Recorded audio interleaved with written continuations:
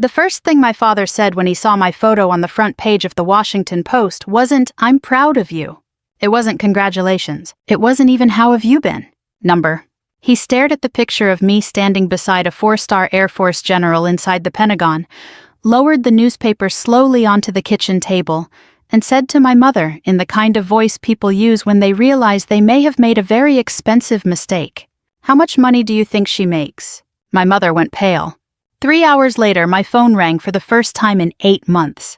"Emily," my father said carefully, "we need to talk. Family meeting tomorrow." I remember looking down at the screen in silence while rain slid against the windows of my apartment in Arlington. Outside, traffic crawled through the wet streets of Washington like veins pulsing beneath gray skin. Inside my apartment, everything was still except the ticking clock above the kitchen sink and the faint hum of my dryer running in the next room. Family meeting. The same family that once forgot my deployment date. The same family that laughed when I showed up to Thanksgiving in uniform because I had come straight from base. The same family that called me the government daughter like it was some kind of punchline. And suddenly, they wanted a meeting. I almost laughed. Instead, I told him I'll think about it. Then I hung up. But that wasn't where the story started. It started the week before when my mother looked me dead in the eyes and told me not to waste their time with my little soldier ceremony. And somehow, that hurt more than all the years before it. I'm Colonel Emily Carter, 34 years old, United States Air Force. Most people who meet me now assume I was born confident, disciplined, untouchable. That's the funny thing about uniforms. They make people think strength comes naturally. It doesn't. Sometimes strength is just humiliation that survived long enough to harden into silence. I grew up in Richmond, Virginia, in a family that worshipped appearances. My father, Richard Carter, sold commercial insurance for 30 years and believed success should always be visible. Big house, loud opinions, expensive watch, country club membership. If people couldn't see your importance immediately, he assumed you didn't have any. My older brother Daniel inherited that trait like it was family jewelry. Daniel drove luxury cars he couldn't afford and talked about networking like he was running Wall Street instead of flipping half-empty condo units with borrowed money. My mother adored him. Even when he failed, she described it like temporary genius. "He's ambitious," she'd say proudly. Meanwhile, I joined the military at 19 because college wasn't financially realistic, and because secretly I wanted to leave home before I forgot who I was.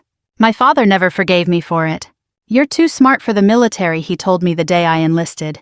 "That's where people go when they run out of options." I still remember standing in our driveway with my duffel bag while summer heat rose off the pavement in waves. I wanted him to hug me goodbye. Instead, he checked his watch. That became the pattern of our relationship. Every promotion I earned somehow became smaller when it entered their house. "Captain, that sounds administrative." "Major, so still not a real commander?" "Lieutenant Colonel, I can never keep track of those ranks." And whenever relatives asked what I did, my mother would wave her hand vaguely and say, "Emily works somewhere in military logistics." Somewhere, as if I stocked shelves in a warehouse. What none of them understood was that logistics in the military meant responsibility, pressure, lives. It meant 14-hour days coordinating emergency transport during hurricanes. It meant memorizing supply chains across continents. It meant making decisions while exhausted because people you would never meet depended on you getting things right. But families like mine don't respect invisible labor. They respect status they can brag about at dinner parties. The call about the Pentagon ceremony came on a Tuesday morning while I was reviewing transportation readiness reports at Andrews Air Force Base. I answered expecting another scheduling update. Instead, a senior general's office informed me I'd been selected for a distinguished service recognition tied to Operation Iron Harbor, a multinational emergency deployment mission we'd coordinated the previous year after catastrophic flooding overseas. The operation had nearly collapsed 3 times.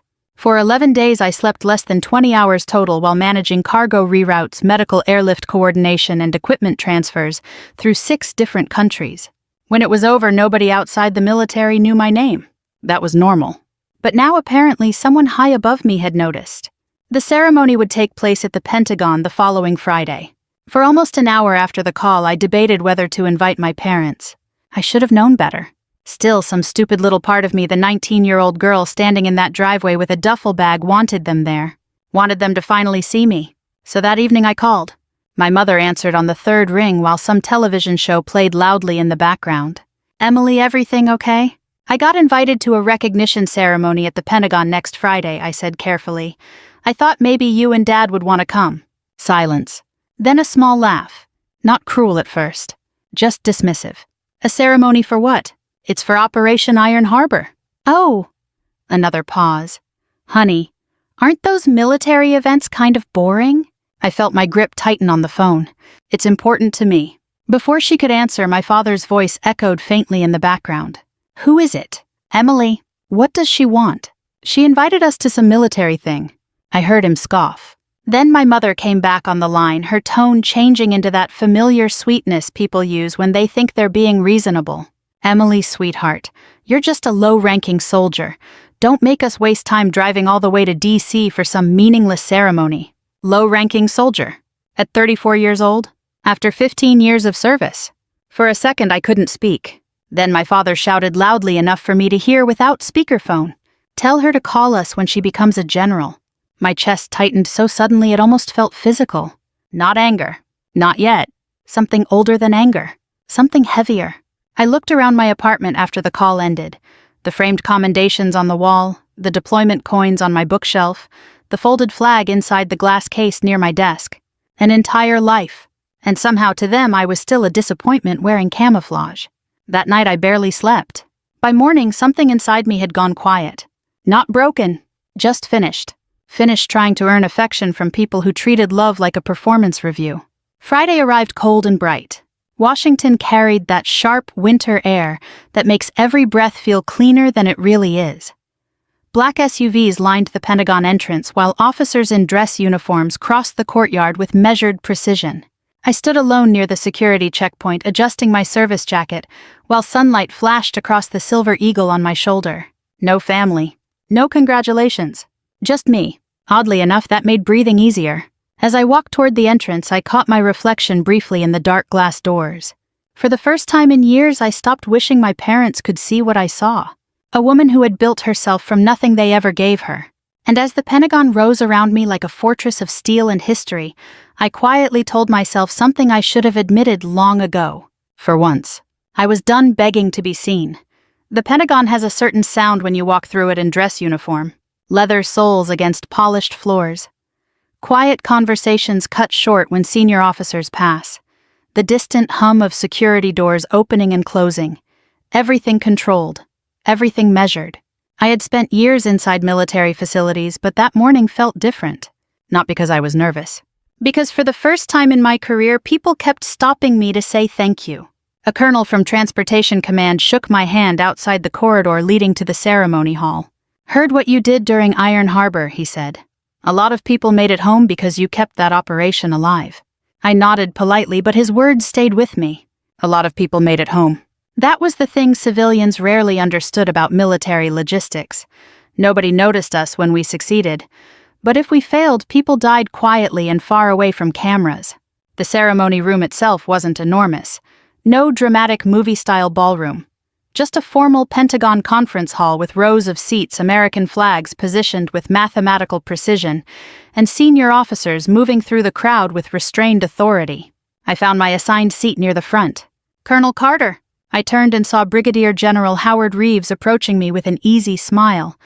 I recognized him immediately. He'd overseen part of the European coordination during Iron Harbor. Sir. At ease, he said softly. You look surprised to be here. A little, sir? He laughed quietly. That means you're probably the right person for the award. Then his expression shifted. Most people in this building know Iron Harbor almost collapsed halfway through. I remembered that night instantly. 3 countries refusing clearance approval. Weather shutting down routes. Medical shipments stranded overseas. 47 minutes from complete operational failure. I had stood in a temporary command room at Ramstein Air Base with bloodshot eyes and coffee-stained paperwork, while half the senior staff argued over protocol. And eventually I'd ignored protocol.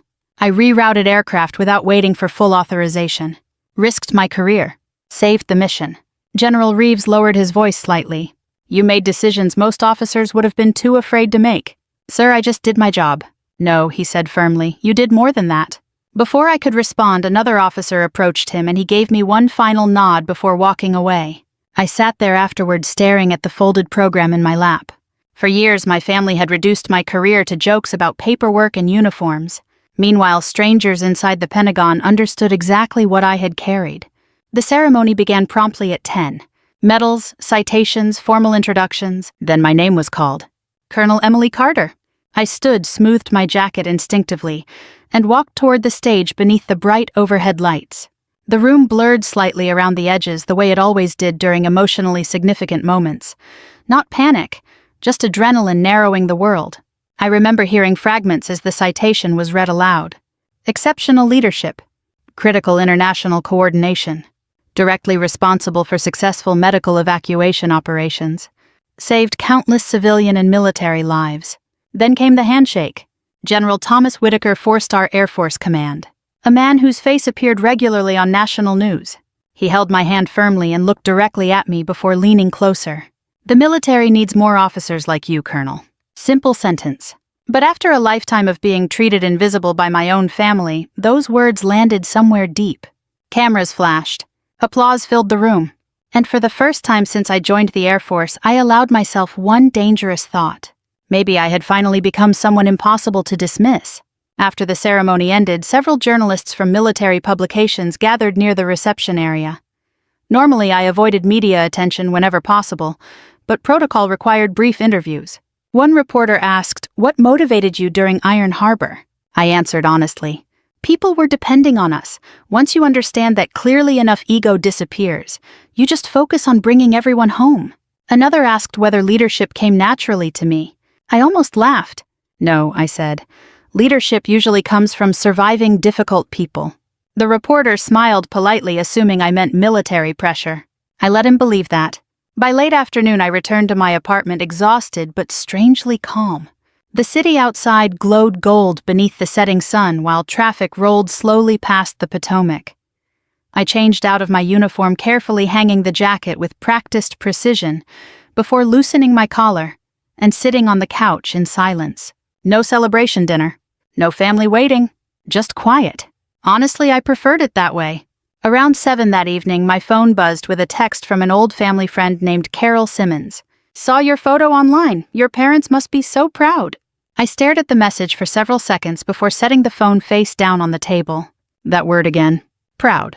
People assumed parents naturally became proud once success became visible enough. They didn't understand that some families resent your success more than your failure, especially when your success exposes how badly they underestimated you. The next morning, everything exploded. I woke to 17 missed calls, 3 voicemails, 9 text messages. My first thought was that something terrible had happened. Then I opened one of the messages from my cousin Natalie. "Emily, are you at the Pentagon right now?" Underneath it was a photograph. The Washington Post. Front section. And there I was, standing beside General Whitaker in full dress uniform, while both of us faced the cameras beneath the Pentagon seal. The headline read, "Colonel Emily Carter honored for strategic leadership during international crisis response." Colonel, not low-ranking soldier. Not Emily who works somewhere in logistics. Colonel Emily Carter. I sat very still at the edge of my bed while sunlight spilled across the hardwood floor. Then my phone rang again. Dad. I let it ring twice before answering. His voice sounded different immediately. Careful, measured. The way people speak when they suddenly realize they may not fully understand the person on the other end. Emily. Dad. Long pause. We saw the article. I figured. Another pause. Your parents spend your entire childhood teaching you to recognize emotional shifts in their voices. Even after years apart, I could hear everything underneath his silence. Confusion. Embarrassment. Calculation. You never told us, he began slowly. Told you what? That you were, he hesitated, important. I nearly smiled at that word. Important. As if value only became real after newspapers printed it. I tried inviting you to the ceremony. That's not what I mean. Of course it wasn't. Because what bothered him wasn't missing the event. It was discovering other people respected me more than he did. Behind him, I could hear my mother speaking rapidly in the background. Ask her if that general knows senators. Richard, ask her if she's on television again tonight. I closed my eyes briefly. There it was. Not love. Opportunity. My father cleared his throat. Your mother and I think maybe we should all sit down together. Why? We're family. Funny how that word only appeared when my status became useful. I walked toward the kitchen window while holding the phone. Outside, Arlington moved normally beneath gray skies. Joggers passed on sidewalks. Cars stopped at intersections. Somewhere in the distance, a siren echoed faintly. Ordinary life continuing while my family suddenly rewrote who they thought I was. "We need to talk," my father said again. "Family meeting tomorrow." I leaned one shoulder against the window frame. 8 months earlier, I'd called home during Christmas leave. Nobody answered because Daniel had apparently rented a lake house for the family and forgotten to mention the trip to me. Now they wanted a meeting, because a newspaper told them I mattered. When I asked quietly, relief flooded his voice immediately. "Tomorrow afternoon, 2 o'clock. I'll see if I can make it. Emily," his tone softened carefully, "we're proud of you." The words should have meant something. Instead, they felt late. Very late. After we hung up, I stood motionless in my kitchen for a long time. Then I walked into my spare room and unlocked a small black fireproof box inside the closet. Folders. Financial documents, wire transfer records, medical payment receipts, 12 years of secrets. I carried one black folder back to the kitchen table and opened it slowly. Every hidden thing I'd done for them sat inside those pages. Things they never noticed, never questioned, never thanked me for. And as rain began tapping softly against the windows again, I realized something with absolute clarity. Tomorrow wasn't going to be a reunion.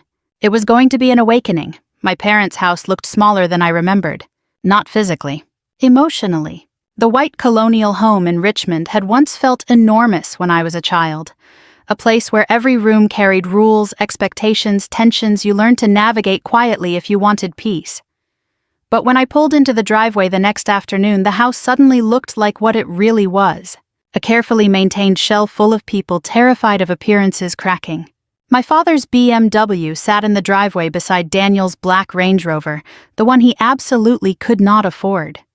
Fresh mulch had been spread around the flower beds recently. My mother always panic cleaned when she wanted to impress people. Apparently now I qualified as people. I stayed in the car for almost a minute after turning off the engine. Rain clouds hung low over Richmond, heavy and gray, making the neighborhood feel muted. I could see movement through the front curtains. They were watching for me. That alone almost made me laugh. When I was younger, they never watched for me. Not after deployments. Not after training exercises. Not even after my first overseas assignment. But today they were waiting at the window. I stepped out wearing civilian clothes instead of my uniform dark jeans, black coat hair tied neatly back. I'd considered arriving in dress blues, then decided against it. I didn't need the uniform anymore. The newspaper had already done the talking for me. Before I even reached the porch, the front door swung open. "Emily," my mother said brightly. Too brightly. She moved toward me quickly, arms half open, as if we were the kind of family that hugged naturally. I noticed the slight hesitation when I didn't immediately move closer, so she awkwardly touched my arm instead. "You made it." "Looks that way." Behind her, my father appeared in the hallway wearing one of his expensive golf sweaters. Daniel stood farther back near the dining room entrance, holding a coffee mug. All three of them looked at me differently now. Not warmer, just more careful. Like investors studying a stock they may have underestimated. Dad stepped forward first. "You look good." "I'm alive, that usually helps." He forced a chuckle. No one else laughed. The smell inside the house hit me immediately, coffee lemon furniture polish and the faint scent of my mother's vanilla candles. The exact same smell from 20 years ago. Funny how memory works. Sometimes scent travels deeper than emotion. "Come sit," Mom said quickly. I made lunch. Of course she had. Because now there was something to gain from hospitality. We moved into the dining room where the table had been fully set like it was Thanksgiving instead of a tense family meeting nobody wanted to define honestly. Daniel leaned back in his chair with an uncomfortable smile. "So, Colonel Carter." There was teasing in his tone, but weaker than before. I sat across from him calmly. "Still sounds strange when you say it." His jaw tightened slightly. "Good." For years, Daniel had treated me like background noise at family gatherings. He interrupted me, constantly mocked military life, once asked whether I was basically a glorified airport manager. Now suddenly he couldn't maintain eye contact. Dad cleared his throat. "Well, first things first." He folded his hands together. "Your mother and I want to say we're proud of you." There it was again. That word. Proud. I looked at him carefully. When did that start? Silence settled heavily across the table. My mother jumped in too quickly. "Oh, Emily, don't do that." "Do what?" "Be difficult." I almost smiled. Interesting. They had ignored me for years, but the moment I stopped pretending not to notice, I became difficult. Dad exhaled slowly. We didn't realize how significant your role was. You didn't ask. That's not fair. No, I leaned back slightly. You called my Pentagon ceremony meaningless. Mom looked embarrassed for exactly 2 seconds before defensiveness returned. Well, we thought you were exaggerating. That sentence landed harder than she intended. Because she truly meant it. My own family genuinely believed I wasn't capable of becoming important. Daniel rubbed his neck awkwardly. To be fair, Em, you never talked much about your career. I looked directly at him. Every time I tried, you changed the subject back to yourself. His face reddened immediately. Dad cut in before Daniel could answer. The point is, things are different now. And there it was. The real conversation finally entering the room. Different now. Not because they suddenly loved me more. Because my value had changed. I stayed quiet and let him continue. He glanced briefly toward my mother before speaking carefully. Your article opened some doors. What kind of doors? Well, he shifted in his chair. People pay attention to military leadership, government connections, influence. I could almost hear the script forming in his head. Mom reached for her coffee cup. Your cousin Natalie said you probably know senators now. Of course she did. I stared at them for several seconds. Then I asked quietly, why am I really here? Nobody answered immediately. Daniel looked down at the table. That told me everything. Finally, Dad sighed heavily. Daniel's company has been struggling. There it was. The truth. Daniel sat up defensively. The market shifted. No, I said calmly. You over-leveraged bad properties during inflated pricing. His eyes snapped toward me. You don't know anything about real estate. No, but I know how numbers work. Dad raised a hand quickly. Emily, we're just asking for guidance. What kind of guidance? Another pause. Then my father said the sentence I had expected from the moment the phone rang yesterday morning. We were hoping maybe you could help. Not emotionally, financially, socially, strategically. Whatever benefited them most. Mom leaned forward with sudden enthusiasm. You probably know people in Washington, important people. I laughed softly before I could stop myself. That seemed to offend her. What's funny? You still don't care what I actually do. Dad frowned. That's not true. Really, I opened my bag slowly and removed the black folder. Then let's test that. The room changed immediately. My father stared at the folder. What's that? I placed it carefully on the table between us. 12 years. Daniel frowned. What? 12 years of things none of you noticed. I opened the folder. The first paper was a bank statement. My mother looked confused until I slid it toward her. Then her face drained of color. That's... Her voice faltered. Our mortgage account. Yes. Dad grabbed the paper.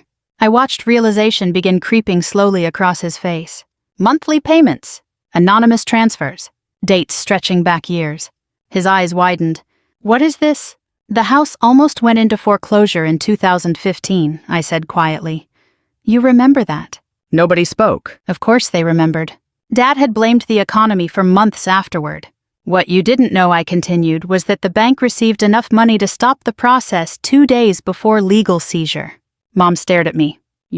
I nodded once. Daniel shook his head slowly. That's impossible. No, what's impossible is believing nobody in this family ever wondered how things magically worked out. I pulled out another document. Hospital payment records. My mother's surgery from 3 years earlier. The insurance gap they thought had mysteriously disappeared. Dad's hands actually trembled now. You paid for this. For all of it. Silence. Heavy. Humiliating silence. I looked at each of them carefully before speaking again. For 12 years, the low-ranking soldier you were embarrassed by quietly kept this family financially alive. Nobody moved. Nobody even seemed to breathe. My father looked older suddenly. Smaller. We didn't know. The words came out cracked and weak. And for the first time in my life, I finally said the thing sitting inside me for years. You never cared enough to know. Mom's eyes filled instantly. Daniel looked physically sick. But I wasn't angry anymore. That was the strange part. Anger requires hope. And somewhere over the years, hope had simply worn out. Dad swallowed hard. Emily, we're family. I closed the folder slowly. No, I said softly. Family doesn't wait for newspapers to tell them someone matters. Then I stood. Nobody tried to stop me immediately. I think they were too stunned. At the front door, I finally heard my father's voice behind me. Small. Fragile. Emily. I turned slightly. For a moment he looked less like the intimidating man from my childhood, and more like an aging father realizing too late that he had spent years looking past his own daughter. I really didn't know he whispered. I held his gaze. I know. Then I walked out into the cold Virginia rain and closed the door behind me. For 3 days after I left my parents' house, nobody called. Not my mother. Not Daniel. Not my father. That silence should have felt peaceful, but it didn't. It followed me around my apartment like a second shadow. I would be making coffee before sunrise and suddenly I'd hear my father's voice in my head. I really didn't know. I believed him. That was the worst part. He really hadn't known. Not because the truth had been hidden too well, but because I had been hidden in plain sight. At work, I buried myself in routine.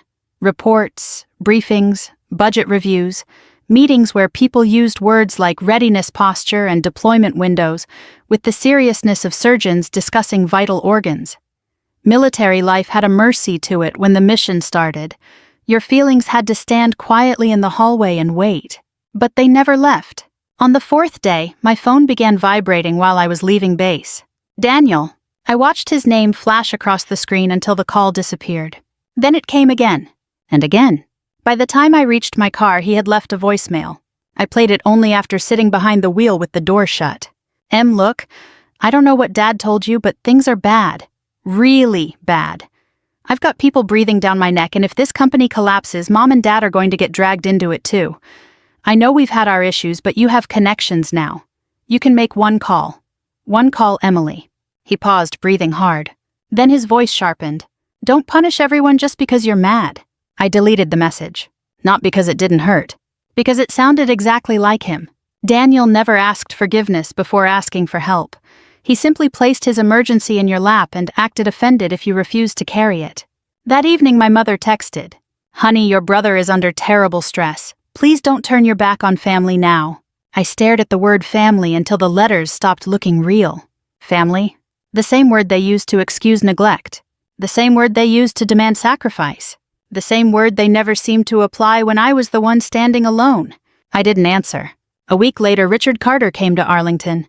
No warning. No appointment. Just a quiet knock at my apartment door at 7:16 on a Thursday evening. When I opened it, my father stood in the hallway wearing a wool coat and holding his hat in both hands. He looked tired. Not dramatic, not broken in some theatrical way. Just tired like a man who had driven 90 miles with too many thoughts and no good ones. "Emily," he said. I didn't invite him in immediately. He noticed. His eyes lowered for a second. "I know I should have called. Yes, I wanted to see you. I almost said why now, but I already knew why. So I stepped aside." He entered slowly as if crossing into unfamiliar territory. In a way he was. My father had never visited my apartment before. He had never asked what it looked like, never wondered where I spent my evenings, never seen the life I built after leaving his house. His eyes moved across the room. The framed commendation near the bookshelf. The photograph of my unit in Germany. The folded flag in the glass case that belonged to Master Sergeant Elaine Brooks, my first mentor who died of cancer 5 years after retirement and had no children of her own. She'd left it to me because, in her words, I was stubborn enough to understand what it meant. Dad stopped in front of that case. Whose flag? Someone who treated me like family.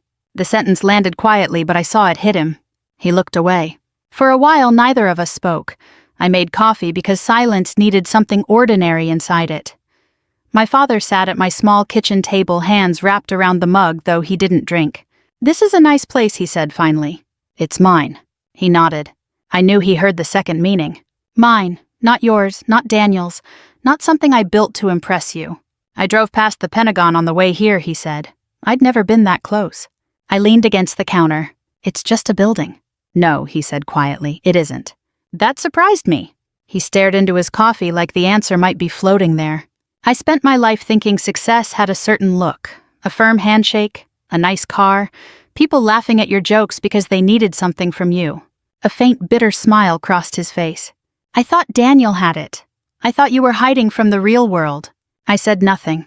He looked up at me then, and for the first time I could remember, my father didn't seem to be performing authority. He just looked old. I was wrong. Those 3 words should have felt satisfying. They didn't. They felt late, like flowers sent to a house after everyone had moved away. "Daniel wants me to help," I said. "I know." So do you? His face tightened. A part of me did. At least it was honest. And now, he looked toward the flag case again. Now I think saving him one more time might be the cruelest thing anyone could do. That was the first decent thing he'd said in years. I folded my arms not defensively but to keep myself steady. I'm cutting off everything. The transfers, the medical gaps, the emergency payments, all of it.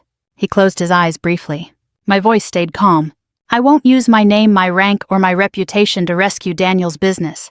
I won't call senators, I won't pressure anyone. And I won't be the family bank anymore. When he opened his eyes, they were wet, not enough to spill over, but enough. I understand. No, I said, you accept it. Understanding may take longer. He flinched slightly but nodded. For a moment, he looked like he wanted to argue. The old Richard Carter would have.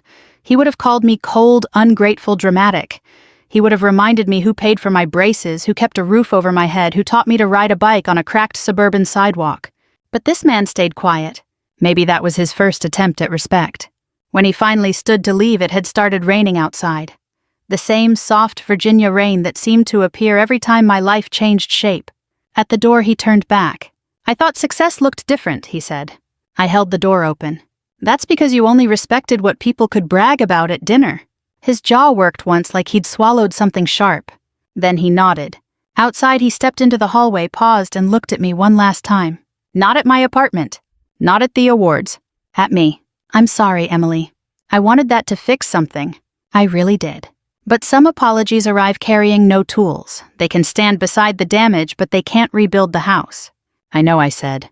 He walked away slowly, and as I closed the door, I realized my revenge had never been about destroying them.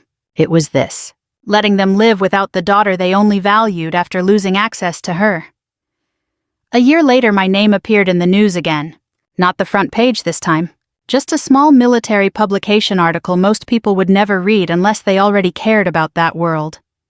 There was a photograph of me standing at a podium during a leadership symposium at Joint Base Andrews, speaking to a room full of young officers. The headline read, Colonel Emily Carter launches mentorship initiative for first-generation military leaders. I didn't send the article to my family. I didn't need to. By then, silence had become easier. Not painless. Just easier. Daniel's company collapsed in early spring. I heard about it from my cousin Natalie, who sent one careful text that began with, I don't want to get involved, but I thought you should know.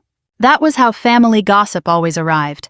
Wrapped in fake concern delivered with perfect aim. Daniel lost the Range Rover first. Then the office downtown. Then the house he had insisted was an investment property with lifestyle flexibility, which was just his way of saying he couldn't afford it. My mother called twice after that. I didn't answer. She left one voicemail that lasted nearly 4 minutes. I listened to half of it while sitting in my car outside base. Her voice trembled, but not in the way I used to imagine when I was younger. Back then, I thought if my mother ever cried over me, it would feel like proof that I mattered. Instead, it sounded complicated.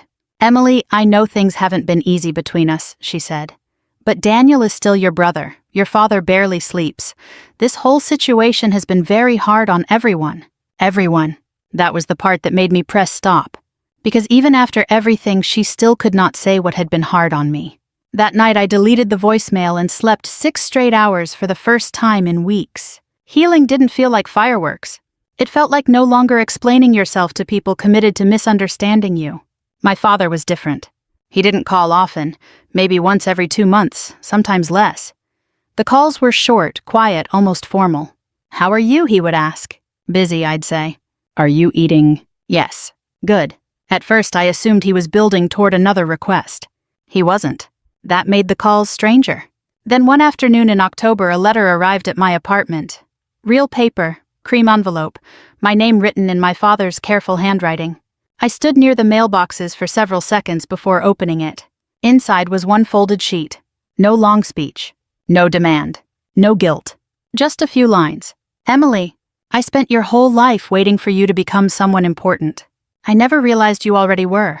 I am sorry I made you prove what I should have known. Dad. I read it twice. Then a third time. The hallway around me blurred slightly, but I didn't cry. Not the way people expect in stories. There was no dramatic breakdown, no collapse against the wall. I simply folded the letter carefully and carried it upstairs. For 3 days it sat on my kitchen table beside my keys. I would glance at it in the morning while drinking coffee, see it again at night when I came home exhausted. Each time I felt something shift inside me, not forgiveness exactly, but maybe the first honest shape of grief. Because that was what people rarely told you. Sometimes when your family finally admits the truth, it doesn't erase the pain. It confirms it. It tells the younger version of you, the one who waited in driveways and airport terminals and quiet holiday corners, that she wasn't imagining it. She really had been overlooked. She really had been wounded. And she really had survived. The following month, I attended a military memorial service at Arlington National Cemetery. The air was cold enough to sting my lungs. Rows of white headstones stretched across the hills like silent witnesses.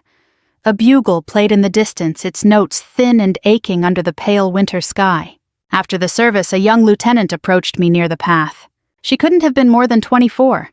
Dark hair pulled into a strict bun, dress uniform immaculate, eyes trying very hard not to look lost. "Colonel Carter." "Yes," she swallowed. "I heard you speak at Andrews, about leading when your family doesn't understand your service." I waited. Her hands tightened around her gloves. "My father thinks I'm wasting my life." There it was, the same old wound wearing a younger face. I looked at her, and for a moment I saw myself at 19 standing in my parents' driveway, with a duffel bag waiting for a hug that never came. So I said the thing no one had said to me then. Your life does not become smaller because someone else refuses to recognize its size. Her eyes filled, but she nodded quickly, trying to stay composed. I smiled gently. You don't have to convince everyone you matter. Just make sure you never forget it yourself. She thanked me and walked away toward the parking area, shoulders just a little straighter.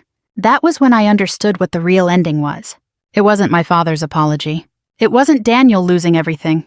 It wasn't my mother finally realizing the daughter she dismissed had been holding the family together all along. The real ending was this. I had become the person I needed when I was younger. And maybe that was better than revenge. Months later, my father asked if he could attend one of my public ceremonies. I thought about saying no. The old part of me wanted to. But another part, older and calmer now, understood that boundaries didn't always require locked doors. Sometimes they required open doors with clear lines painted on the floor. So I said, you can come, but you come as a guest, not as someone owed a place. He was quiet for a moment. Then he said, I understand. This time I believed he was beginning to. At the ceremony, he sat in the second row, alone. No mother, no Daniel, no performance. When my name was called, I walked across the stage beneath the bright lights, accepted the citation, shook hands with another general, and turned toward the audience. My father was standing, not clapping wildly, not trying to draw attention, just standing straight, one hand pressed over his heart. For once he saw me, just not soon enough to be the reason I became strong, and maybe that was okay. Because I had stopped needing my family to prove my worth. I had already lived it. If this story touched something in you, I'd like to hear from you. Tell me in the comments where you're watching from and whether you've ever had to become strong without the support you deserved. There are more stories like this waiting for you every day, so subscribe and stay with us for the next one.